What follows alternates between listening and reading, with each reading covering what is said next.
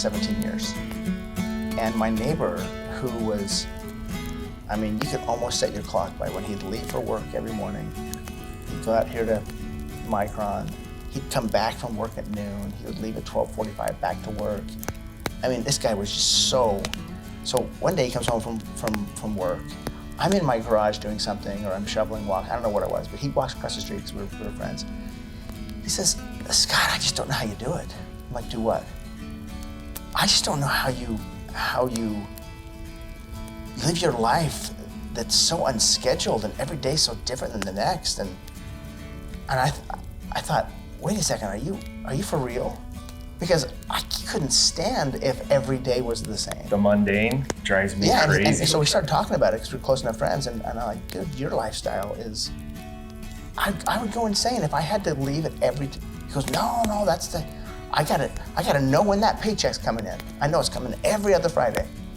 And you don't know when your paycheck's coming.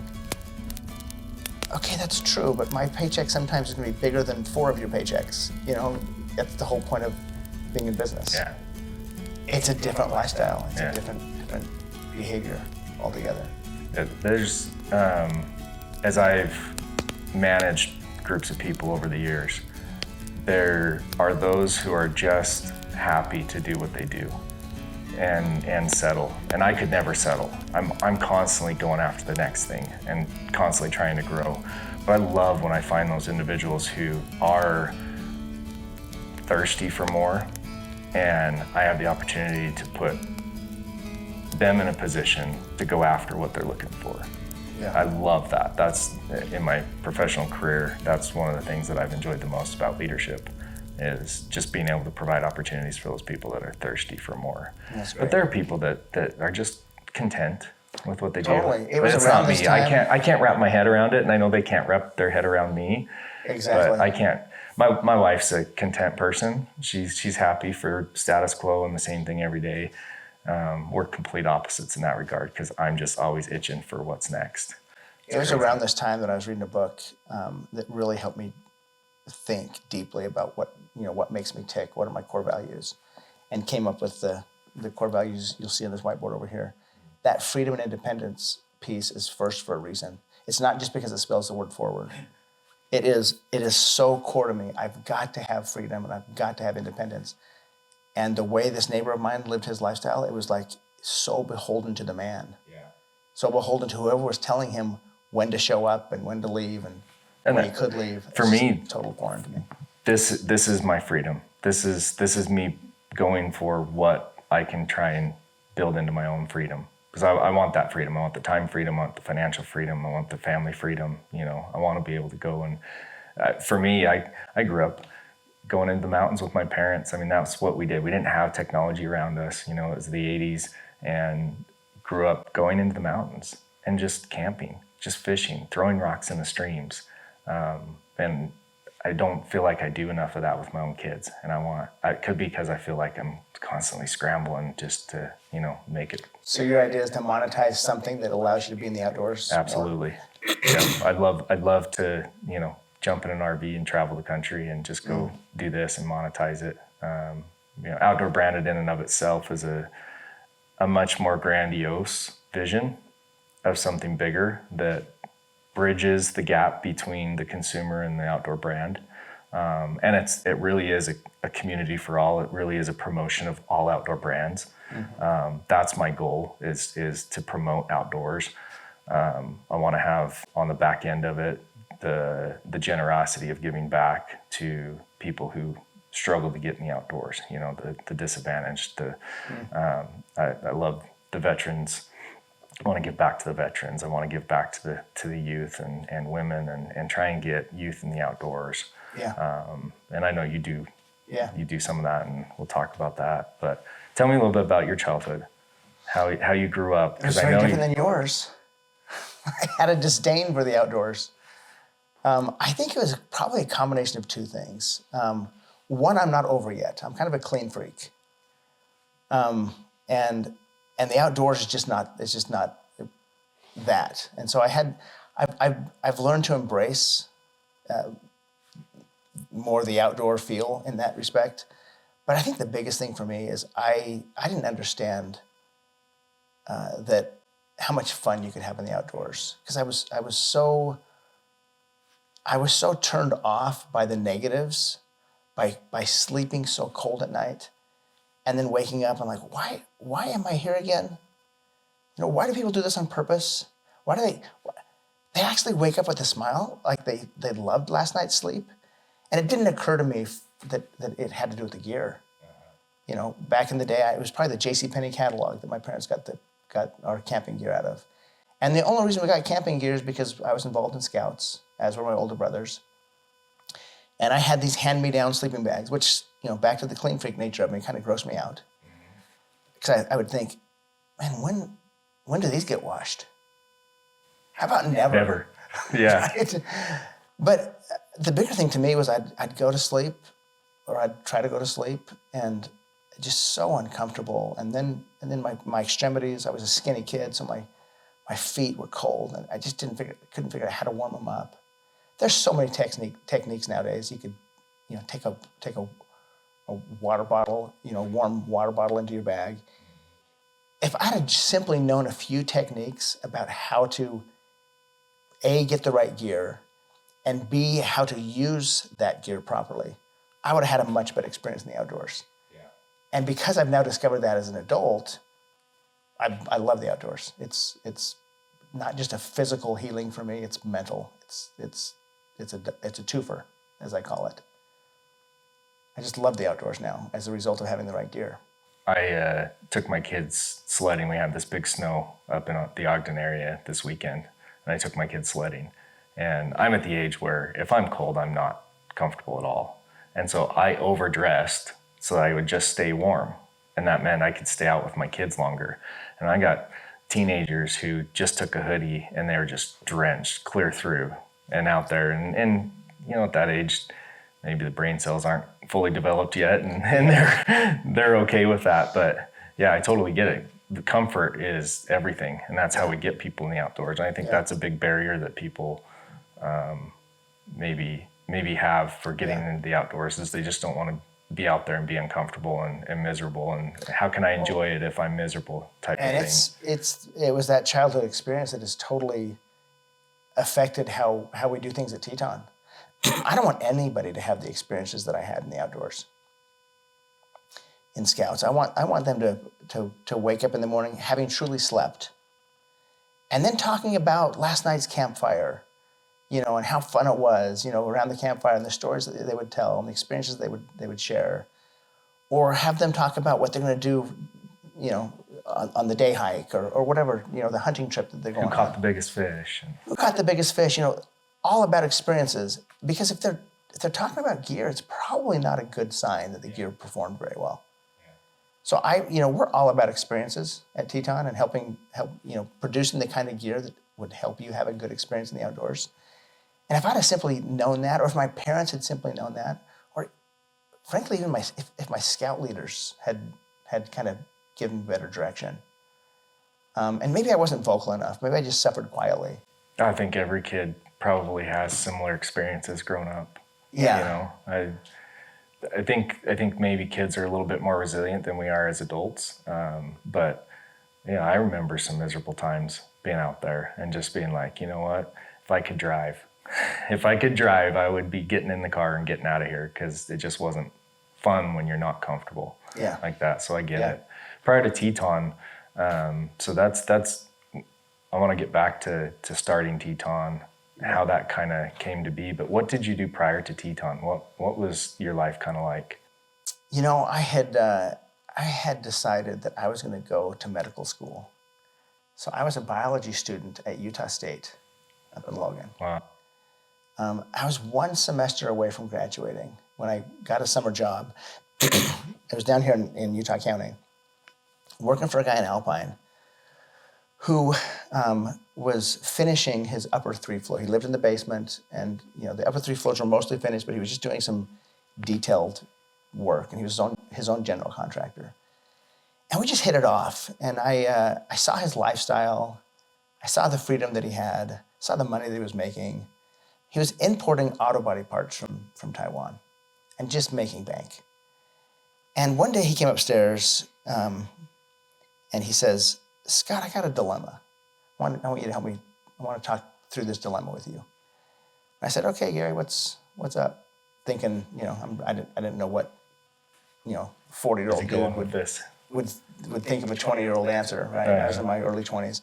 Well, should I buy a Learjet or a helicopter, he said. And I thought, that's really your dilemma? Because I'm thinking you just buy both. I mean, why fall for the charity of the oar when you can embrace the genius of the and, right? If you have to choose, why? Anyway, he ended up buying a helicopter. I had suggested he buy a Learjet because we would oftentimes go to airport number 2 in Salt Lake, like in West Valley, I think it's West Jordan. And we'd fly to Wendover and go to lunch. That was just kind of the way he was. And I thought, Wendover for lunch? Let's go to New York City for lunch, right? They got better restaurants in New York City than they do in Wendover. So anyway, he ended up buying the helicopter. It was right before the Olympics, the 2002 Olympics? Yeah. He ended up flying that helicopter from Alpine to his work on 33rd South in Salt Lake and avoiding all the traffic because the freeways were just torn up. So I was witnessing this lifestyle of his and realizing how we hit it off. And I thought, I can either go back to school and residency and internship for another 8 to 10 years and become a doctor, or I can just get my doctorate degree from this guy, just learn everything I can about business, about importing from Asia, So I decided to do that, much to my mom's chagrin. I never graduated college as a result. But man, did I get an education. Yeah. I'm all about education. I got a great education from this guy. A lot of to-dos and a lot of to-don'ts. There were some to-don'ts that I took note of as well. What maybe stands out to you? Some of the to-don'ts? Yeah, some of the to-don'ts. Oh, man. There are several. And I didn't just glean these to-don'ts from him, to be fair. I noticed this in my career as I worked for people. One of them is if you're going to be married to a person, not to a thing. Mm-hmm. And it got to the point where he got married to his toys. He had so many fun toys. I decided that if I'm going to have toys, they're going to enhance my family. They're going to serve my family. They're not going to get in the way of my family. So that was one. Another was get up in the morning. Just because I have the freedom and independence to sleep until 10 doesn't mean I should, doesn't mean I will. So I still think mornings are incredibly productive. Not because somebody's telling me to be to work by a certain time, but because it's just a good habit to have. And so, my to-don'ts, one of my to-don'ts is don't sleep in till 10. Don't sleep until 9:30 or 10 o'clock. Because I witnessed it. Make the choice to get up and use your time. Yeah. I had a few other to-don'ts that I gathered along the way. So I learned a lot about importing from him, from Asia. And we subcontract all of our manufacturing to different countries in Asia, Philippines, China, of course, Vietnam, Myanmar. I'm heading over there soon to hopefully take some more production that we have currently in China over to Cambodia, and maybe even India. But I guess there are things that had been on my to-don't list that I transitioned to my to-do list as I learned how to do them. For example, when I started Teton, I didn't think I was a very good people manager. In fact, I knew I wasn't. And so I thought to myself, I wrote in a book, don't have employees because you're not a very good manager, right? So I had to come up with a business model that allowed me to do it all. Another one was, you're not very good at managing inventory either. So have a business model that doesn't have inventory, which is kind of hard to do when you have a product-based business. Yeah. But when Teton started, it was after having had a pretty poor experience at another company. And it was that poor experience at another company that told me that I didn't know how to manage people right, that told me I didn't know how to manage inventory right. And so when I started Teton, I had really good relationships already established in Asia. and really good relationships already established here in the States with customers. And I got those two together. I had three factories I was really close with in Asia. I actually brought one of them over here, and we sat down with the president of Sportsman's Warehouse at the time. He's now retired. But he was the president of Sportsman's Warehouse, and I had a good relationship with him. And we decided collectively that I was going to start a business back in 2005, that I was going to start Teton, that I was going to take all the lessons that I had learned and do it right. Right? Again, one of my core values is to do it right. Well, to me, do it right was not have employees and not have a warehouse managing inventory, because I just didn't have knowledge of how to do it right. So I established this business where I could just fill full container loads of product at the factory and ship them directly to Sportsman's Warehouse, and did that, probably 2 to 3 years, almost 3 years, with no employees. Wow. And no inventory. But I'm a voracious reader, so I read, and I thought, you know what, I can figure these things out. And one of the things that really pushed me to figure it out was there was a lack of continuity in terms of what Sportsman's Warehouse would have on their shelves, because even the best forecasters, Sportsman's Warehouse is pretty good at it. Oh yeah, I imagine. Even the best forecasters can't tell you exactly what sales are going to look like 4 and 5 months from now. Right. But when you're doing full container loads out of Asia, you need 4 and 5 months lead time. So if a container was a month away from shipping, or a month away from getting here because it just shipped, and they were getting low on inventory, they couldn't just wait with empty shelves for that container to arrive. Right. They needed to fill those shelves with another brand, and they would. And so all of a sudden, my competitor's on the shelves until that container arrived. And so we were in and out of inventory based on this forecasting imperfection. And I realized, you know what, I gotta have a plan B. I gotta have a business model. Might be different than the direct import model, but I gotta have domestic inventory, so that when they're running low, instead of filling shelves with my competitor's product, they can fill the shelves with product that they buy domestically. And so that required me to then have a warehouse and have inventory in a warehouse. So initially I just had a third-party warehouse that I dealt with. I thought, you know what, I'll use that warehouse, that's their expertise, and I'll have them ship product to my retailers. Well, that opened up doors like to retailers who weren't big enough for the direct import program. They needed to buy domestically. So I started getting more accounts. They could buy smaller quantities out of a domestic warehouse. I also realized that my level of customer service was different than the third-party warehouse's level of customer service. I had a much higher level. Your expectations were My expectations were much higher. Yeah. I thought, you know what? I've got to get my own warehouse. It actually started with, I've got to get my own employee. So I talked to this 3PL and I said, can I station my own employee here? And this is one of my first hires. It was actually my second hire. Actually, it might have been my third. But it was an early hire. And the customer service level went way up because it was to my level, right? So I had an employee now stationed at the 3PL that was now as dependable as the product was. Because you're only as good as your weakest link, right? Yeah. So I needed the customer service to match the dependability of the product. And we got that with the full-time employee stationed at the 3PL. That led to me eventually buying my own warehouse and having my own distribution center. But it all started with gaining knowledge first of how to properly manage inventory or how to properly manage people, KPIs, regular accountability, just all the things that would help me be a better manager. And that was the first 3 or 4 years of Teton. What I like about that is that you were very self-aware during the whole evolution of Teton. You knew what your strengths and weaknesses were, and you just found a way to solve around your strengths and weaknesses. And then throughout that time, you built up into new strengths. Self-aware is a nice way to put it. Another way to put it was probably more accurate would be to say lack of confidence. Right? So I appreciate you calling it self-aware. I think I just lacked the confidence.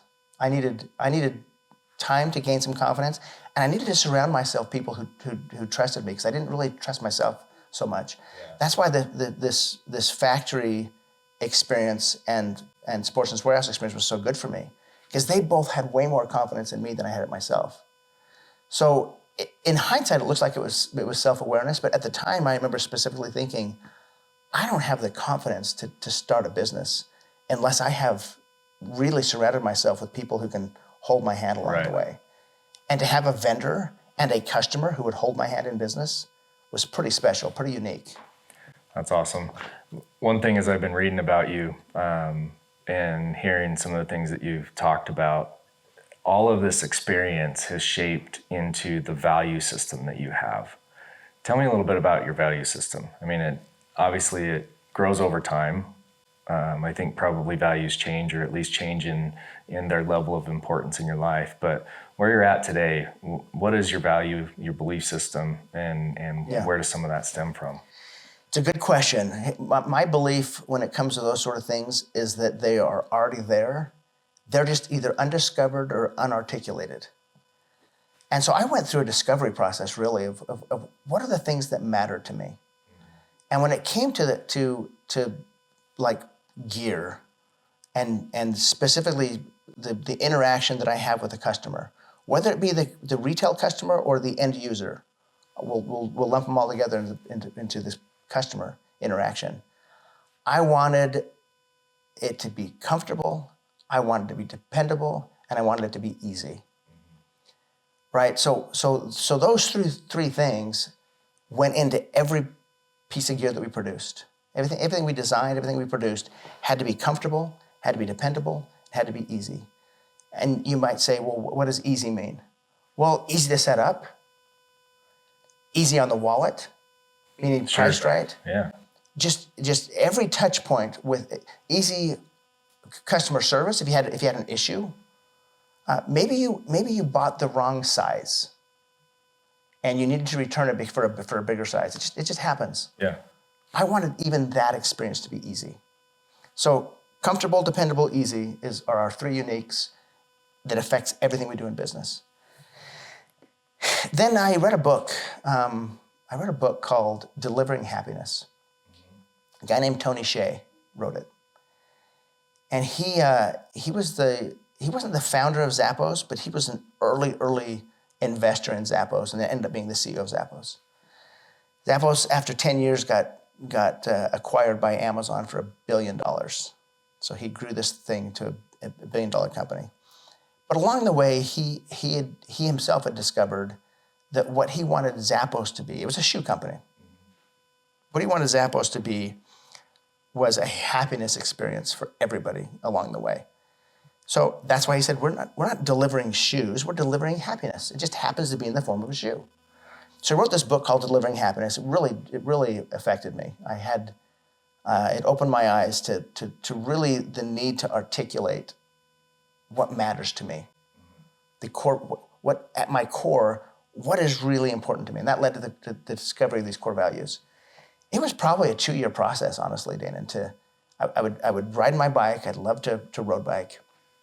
I'd put an earbud in my right ear because I wanted my left ear open to traffic. But I'd put an earbud in my right ear and I'd put on Audible and I'd just read books. And when it came to Delivering Happiness, I probably listened to it twice on Audible and read it once so I could take notes. Really impactful book to me when it came to discovering what my core values were. The book I read right after that was Start With Why by Simon Sinek. Yeah, I've heard that. Yeah. Another great book. To read those books back to back, I recommend it to everybody. Read those books back to back. And I've had all my staff go through that very exercise. It was that 2-year process of discovery that helped us come up with these core values, helped me come up with what made me tick. And really, core values, I think, are a function of the founder as much as anything. Oh, yeah. That becomes your culture, is the founder's culture becomes the company culture. Absolutely. Yeah. And that's the way it is at Teton. I'm still running the company after 20 years of being in business, and that's our culture. And what I understand from that is it's all about the personability, the personal experience of every individual that it touches. your core values, what you care about the most is you care about the individual has a positive experience. Kind of back to your childhood, right? You didn't have a positive camping experience, and it almost led you to solving that problem. What your core values are built around is the person having a positive experience. It's the exact same thing I'm trying to do with this podcast. I want to bridge that gap between the consumer and the founder and provide that positive experience, that personability, so that they can understand, who they're buying from. Yeah. I think that's important. I think it's important to know what values those individuals stand on. People buy on values. People support on values. I know you're involved in a lot more than just Teton. You've got a lot of other things that you're involved in. Can you talk a little bit about some of the other things that you're involved in, the boards that you're on, the nonprofits that you support? Yeah. Before I do that, there's something that came to mind as you were wrapping up that last subject. There's two things that thrill me. I love being in a store when I see somebody pick up, a box with a Teton sleeping bag inside and putting it in their shopping cart. That is so fun for me to see. I can't imagine. To see that, right? Yeah. And the second thing that thrills me is when we get a review from a user who's already bought the product and used the product, and they come back with some review that exceeds their expectation, right? That's how you get 5-star reviews. Yeah. Is you exceed expectations. There's nothing more thrilling than those two things for me to see in business. It's your satisfaction that you've done what you sought out to do. That's the accomplishment. That's the feedback on the accomplishment. That's exactly right. Everybody likes that. Yeah. I mean, it's what drives, in my opinion, it's what drives human nature, right? That's as little true. kids, the positive feedback from our parents, right? I did something and I got that positive feedback. That's what drives our kids to behave in those positively influenced roles. Same thing as adults. We try to go and do a good job. I think my personal opinion is humans are innately driven to please, innately driven to perform, innately driven to succeed. People want that, right? That's just the positive aspect of it. And what you're talking about is the feedback to the accomplishment of what you sought out to do. I've never thought of it that way, but that is a really good point. That positive feedback at a review level is really good feedback for me personally. That's probably what has gotten me far more comfortable and confident in business, is by getting that feedback. And you're exactly right. We all need it, don't we? Yeah. Yeah. Okay, so back to your question. Yeah, some of the other activities that you're involved in. Yeah, so I'm involved in a business called MENA Group. MENA stands for Middle East, North Africa. And we take U.S. brands, well-known U.S. brands, into the Middle Eastern and North African markets. There's 19 countries that make up those markets. And the way that started is, it was probably 2008 or 9. I might get my years mixed up, but this is back when the Outdoor Retailer Trade Show was in Salt Lake. And this gentleman from Saudi Arabia would come to the Outdoor Retailer Trade Show because he was an outdoorsman in Saudi Arabia, and he wanted to find brands that he could take to market in Saudi Arabia. He came a day early for the show, went into a Sportsman's Warehouse, saw Teton everywhere in the camping section. Gets on Facebook while he's in store. So this might tell me that I got my dates wrong, because when was Facebook founded? Oh man. Yeah. You don't know either, huh? It was several years before I even jumped on it, so. I know it was Facebook because he sent a Facebook Messenger, a DM, they call it, direct message to us. And I had an employee that he just took so much pride in responding quickly to things. So Abdurrahman, this gentleman from Saudi Arabia, sent us a direct message on Facebook Messenger. And by the time he left the store, he had a response from this employee. Wow. And he thought, my goodness, what is this brand? They're everywhere, and they respond within 30 seconds of me. That's incredible, yeah. So anyway, he got a hold of us, and he wanted to sell Teton in Saudi Arabia. We didn't have anybody in the Middle East, so it was a no-brainer for me to say yes to that. But I think more importantly, we just hit it off as friends. He had 7 kids. I eventually got to 7. I've now passed him up. Yeah, you got 8 now, right? Yeah, I got 8 kids. But just a great guy. We could talk about anything and felt safe. And we did. We talked politics. We talked religion. We talked family. We talked politics some more. We talked about women being able to drive in Saudi Arabia because it's so foreign to us. Like, yeah, why couldn't they drive anyway? But nothing was off topic. We just became really, really close friends. And he invited me to go over to Saudi Arabia, which I did. And he talked to me about this rapid change toward, I'll call it Western values, and there's this huge appetite for U.S. brands. And I get over there and I see a bunch of the cheap, Chinese stuff on the shelves. I see a bunch of the high-end, Gucci, that type of stuff on the shelves. But nothing in the middle where the U.S. is so good. We're so good at this middle market and just the quality yet affordable. Yeah, affordable and quality, right? And we take it for granted. We can go to any store and find it. We can go to Cabela's down the street. We can go to Sportsman's Warehouse. We can go to Target. We can go to, you name it. And we're hitting that middle market. It didn't exist. And so he's like, Scott, there's so much opportunity over here to bring U.S. brands.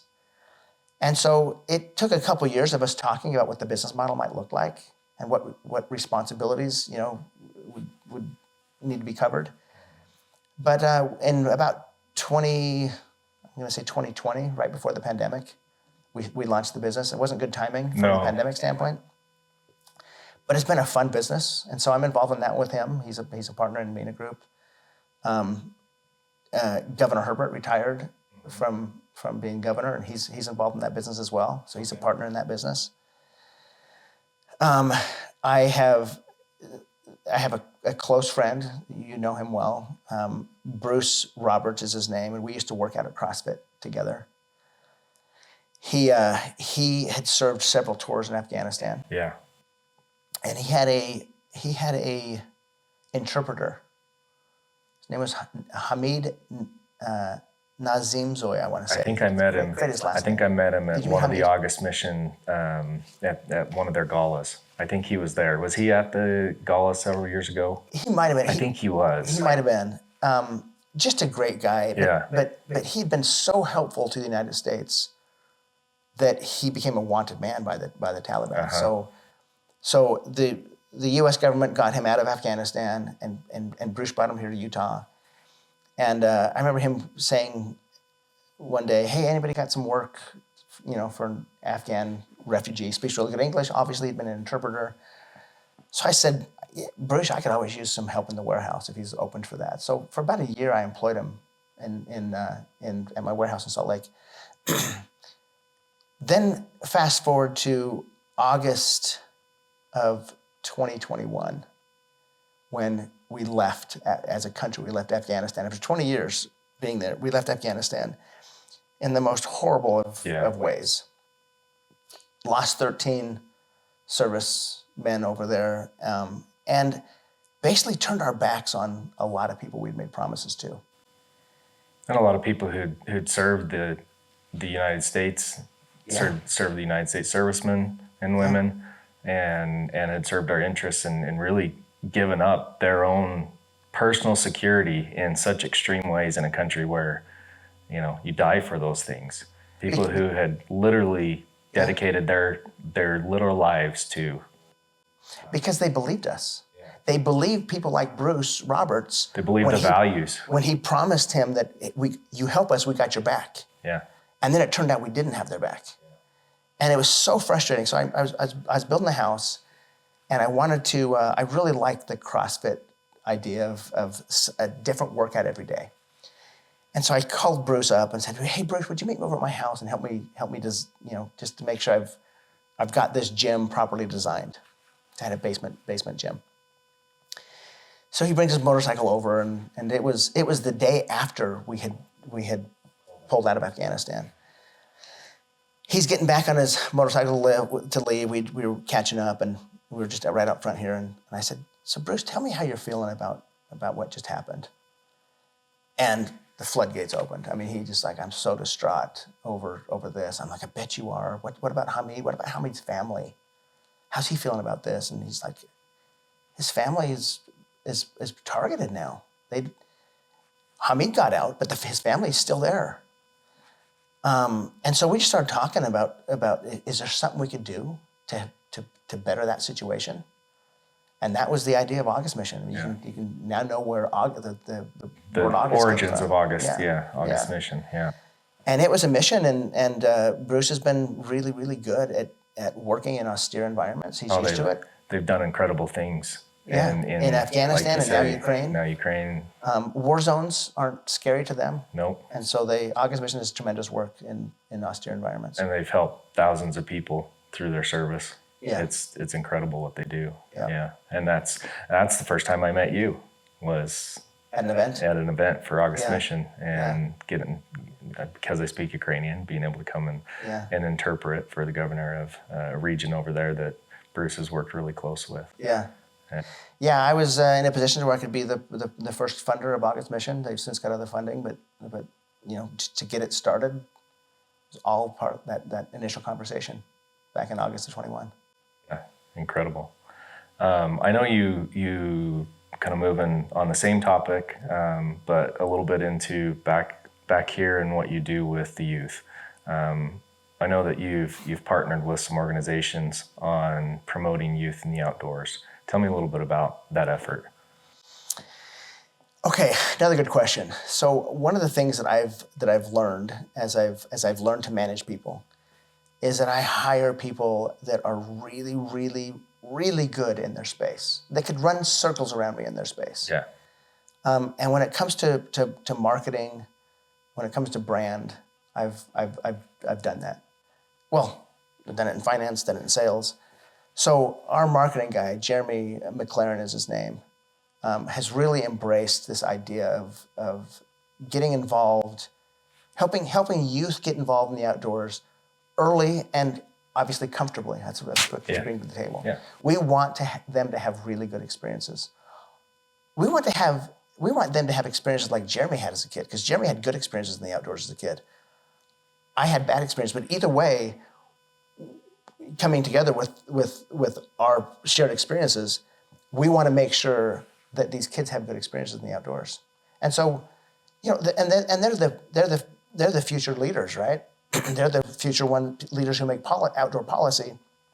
They're the future ones that help determine trail systems and access and where a bad experience could sway it the wrong direction, but a good experience could totally push it in the right direction and benefit even more people. Exactly. Yeah. So Jeremy's just been really good at supporting these type of initiatives with kids getting in the outdoors.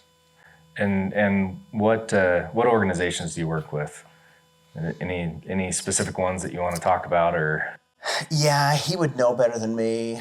Mark, do you remember the name of is it Every Kid Outdoors? Every Kid Outdoors, yeah. That's the recent article I read about Teton supporting Every Kid Outdoors. Yeah, we did an event with Every Kid Outdoors recently. With the state. With the state of Utah, yeah. Yeah, and that's one of the things that Outdoor Branded wants to promote is the give back aspect of the outdoors.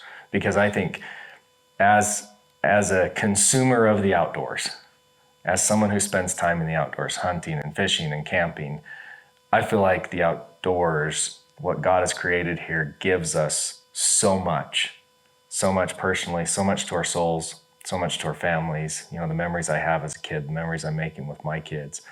It just seems like giving back is the purpose, right? We go and we experience these wonderful emotions outside. It refreshes us. At least it does me. It refreshes me.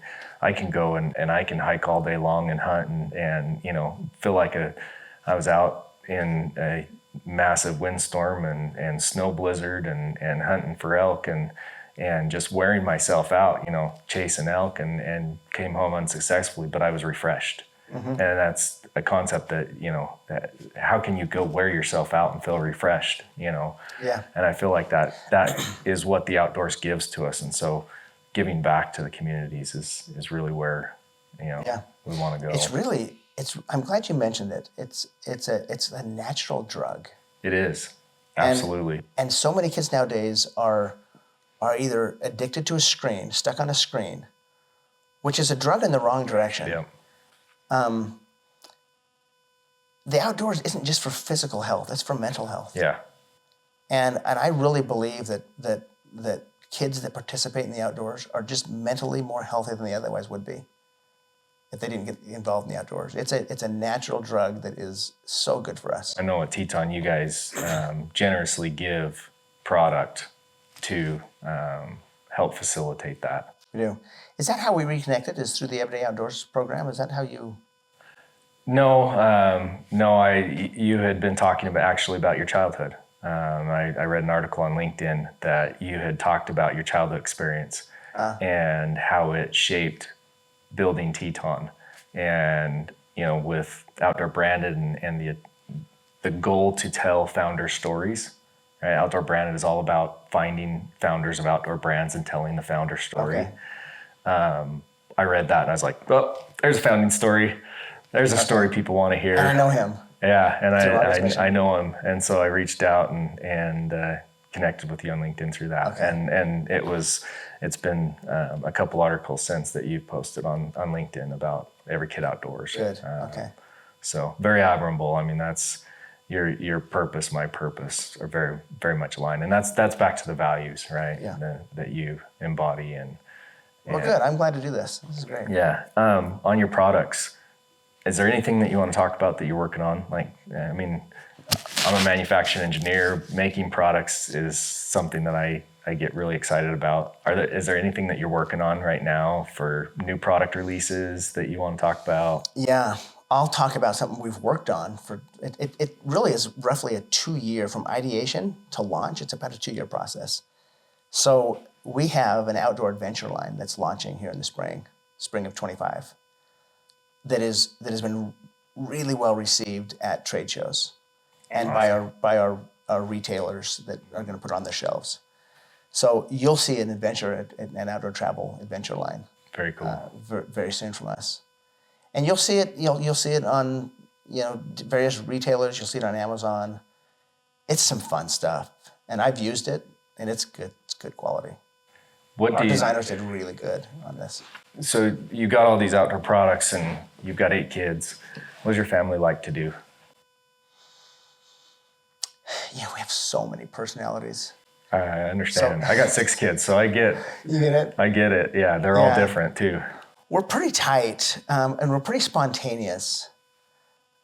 We just last week decided on Monday to go to Orlando on Tuesday. Wow. So it totally worked out. It usually does. I think one of the reasons we're so spontaneous is because when we plan well in advance, and this is not a knock on planning well in advance, because there's some huge benefits to that, and we do that sometimes too. You have to do certain things, but there's been enough times where something has come up at the last second that's got in the way of our plan, and so we've just decided that, you know what, if we don't have to plan, let's just be spontaneous. That way, if something comes up, we're not disappointed. We don't have this expectation that the plan's going to work out, and then we're disappointed because all of a sudden, the play that my daughter's in, she's got a lead in a play, and the director of the play says, or no, she's trying out for a play, right? And the director of the play says, if you leave over spring break, you can't get a lead role. Well, my daughter wants a lead role, so all of a sudden we can't leave on spring break, right? So those kinds of things have just, we've just allowed our kids to be kids, whether it be sports or whether it be music or whether it be drama. It's just allowed us to be spontaneous. So we're quite a spontaneous family.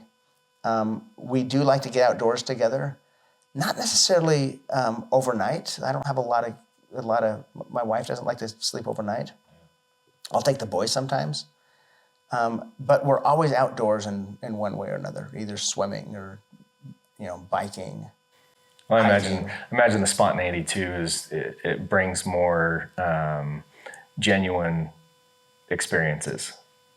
Sometimes you can plan it so much that the experience isn't as genuine as it otherwise could be. It's more manufactured. Yeah, and so you gain a little bit more genuine experiences.